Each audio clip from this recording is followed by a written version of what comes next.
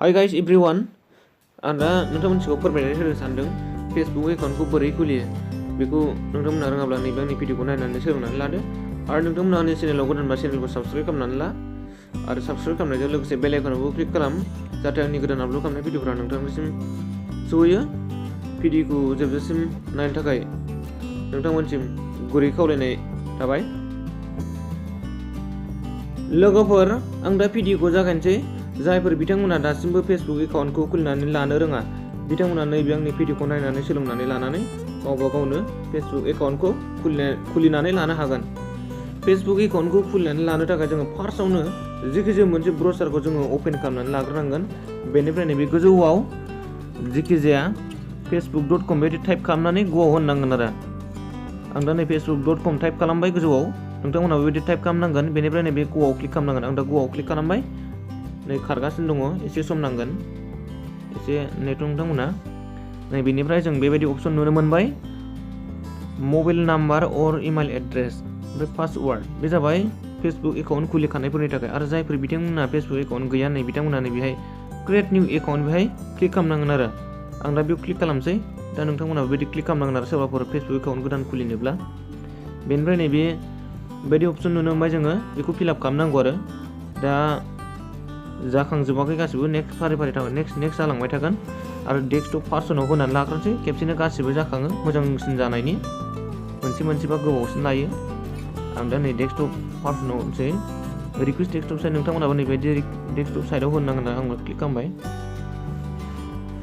नैबिदि खेबसेनो जाखांबाय आरो बेनिफ्राय नैबेहाय नों फार्स्ट नेम होदो एसे जुम खालामसै फिसा नुदों फार्स्ट नेम होदो बे टाइटेल होदो सारनेमाव ओमफ्राय नैबेहाय फन नाम्बार अर इमेल एड्रेस फन नाम्बारबो होजागोन आरो फन नाम्बार होआबा इमेल एड्रेसखौ नों इमेलखौ खुलिनानै लाग्रोनांगोन आरो इमेलखौ बोरै खुलियो बेखौ रोङाब्ला बै आंनि मोनसे भिडिअ दं बेखौ नायनानै नोंथांमोना इमेलखौ बोरै खुलियो बेखौ सोलोंनानै लानानै खुलिनो हागोन आरो बेनिफ्राय नैबेहाय हौवाना हिन्जावनि बेखौ सेलेक्ट खालामनांगोन आरो हिन्जावबा फिमेलाव होदो हौवाबा मेलाव होदो।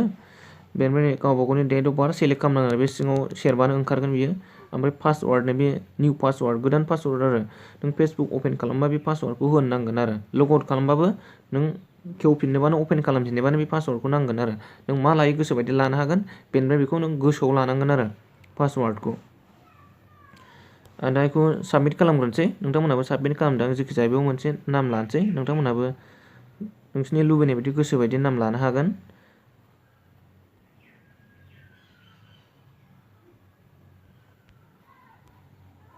बायदि होबाय आङो बेनिफ्राय नैबेहाय जेखिजाया मोनसे टाइटेल होननांगोन आरो बेनिफ्राय नैबेहाय इमेल अर फन नाम्बार जायखिजाया आं इमेल खुलिखादोंमोन नालाय बेनिखायनो इमेलखौ होनसै आङो नैबेनोमोन। बेनिफ्राय नैबेबायदि जाबाय बेनिफ्राय नैबेहाय बेखौनो लानोबा लादो आरो लायाबा नै सोलायनानै होदो आरो बे डेट अफ बार्थफोरखौ बे डेट नोंनि डेट अफ बार्थआ बेसेबांखौ जायखिजाया आं बेखौनो होबाय जेनेबा 12 होबाय बेखौ नों बेसे लायो गावबा गावनि जानुवारिखौनो होबाय ओमफ्राय बेखौ इयारखौ बेसे लायो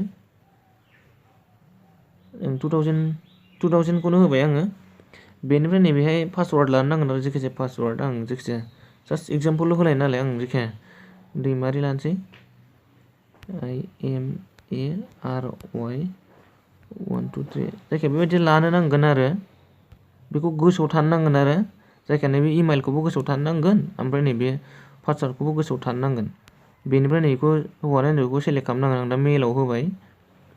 बेनिफ्राय बे साइन आपआव क्लिक खालामनांगोन आरो नोंथांमोना बेबायदि क्लिक खालामनांगोन। आं दा साइन आपआव क्लिक खालामसै नै लडिं जागासिनो दं अपेन जाथ'वाखै एसे सम नांगोन।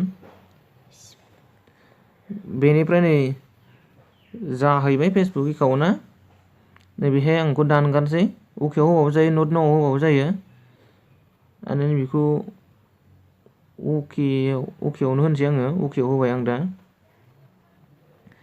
बेनिफ्राय नै बेबायदि जाबाय बेहाय or enter the 5 digit code from your email माने इमेलाव मोनबा कड नाम्बार थांबाय बेखौ इमेलाव थांनानै जोङो होफैनांसिगोन आरो आं दा इमेलाव थांसै नोंथांमोनाबो इमेलाव थांनानै होफैनांगोन बेबायदि नै रिफ्रेस जायाखै बेखौ रिफ्रेस खालामनो बेयाव मोनसे मेसेज फैयो नैलाय मेसेज बैनोमोन बेखौ नांगोन आरो क'डनिलाय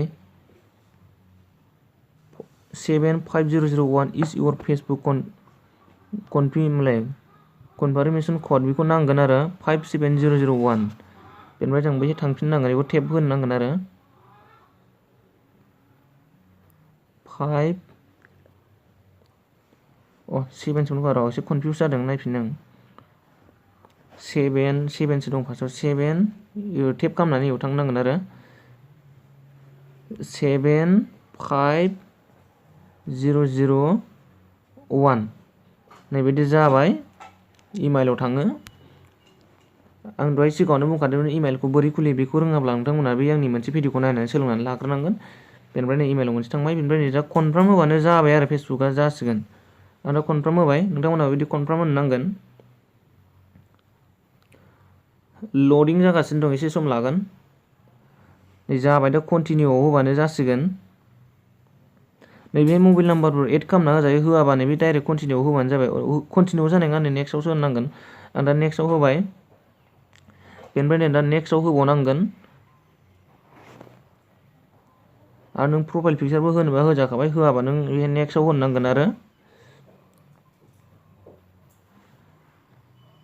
दा जाबाय कमप्लिट जाफैबाय फेसबुक एकाउन्टआ ओरै नेक्स्ट दंमोन आरो गोजौआव बेखौ नेक्स्ट होबाय थानांगोन आरो नोंथांमोनाबो जाबाय बेनिफ्राय नैबेहाय प्रफाइलखौ होनानै लानो हागोन नोङो इडिट प्रफाइलाव सेरदो बेनिफ्राय होफैदो बेबायदि खुलियो आरो फेसबुक एकाउन्टखौ दा जाबाय कमप्लिट नोंना जाबाय दा लोगो गैथ'आ नों रिकुवेस्ट खालामनांगोन आरो मानसिफोरखौ रिकुवेस्ट खालामबा नै बेवहाय क्लिक खालामनांगोन नैबेहाय क्लिक खालामनांगोन आरो फाइन फ्रेन्डआवबो क्लिक खालामनांगोन जोङो बेहाय डाइरेक्ट सार्चबो खालामजायो सार्च खालामनांगोन जोङो जेनेबा जिखिजाया मोनसे नाम सोरनिबा नामखौ सार्च खालामसै जेनेबा बादि सार्च खालामनानै गुगोलाव होनांगोन आरो नैबेखौ नों जायखिजाया एड फ्रेन्ड खालामनांगोन आरो बेखौ सेरनांगोन आरो प्लासाव होनांगोन आरो नोङो रिकुवेस्ट खालामहरनांगोन आरो बेबायदि खुलियो आरो फेसबुकखौ स' नोंथांमोना भिडिअखौ मोजां मोनदोंब्ला साबस्क्राइब लाइक शेयार कमेन्ट खालाम